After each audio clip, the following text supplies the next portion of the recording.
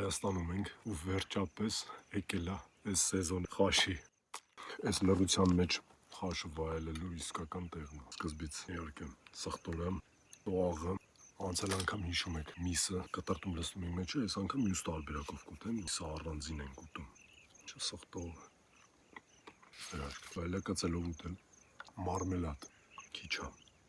Հետս ավտոնստողին ոչ եղնեք։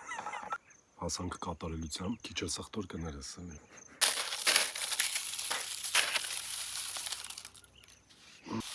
Ես սիրում եմ, որ հեղուկ չմնա, դառնում է բզբզալիք ուղու համար։ Ստացվում ենք, որ չհովանա։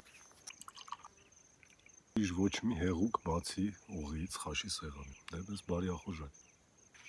Պատրաստում ենք ձեռով ուտելուն։